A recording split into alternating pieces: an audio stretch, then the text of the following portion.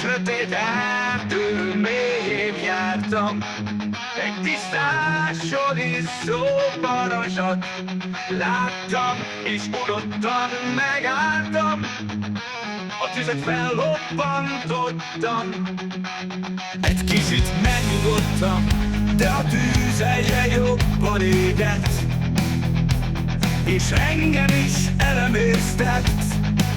Aztán halkan eső esett, füst borította be az eget, és megnyílt a mennyei kapu, mert nem maradt más utánunk, csak szép szürke hamu.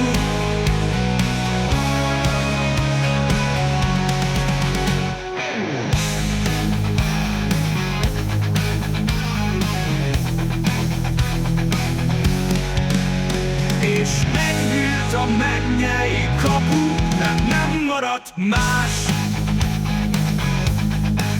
utánunk, csak szép szürke hamu.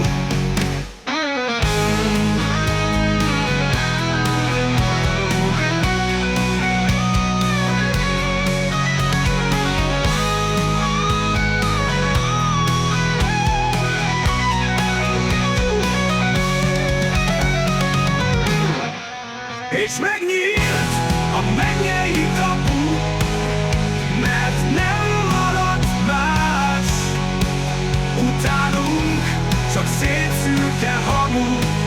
Füst borította be az eget, és megnyílt a mennyei kapu, mert nem maradt más utánunk, csak szép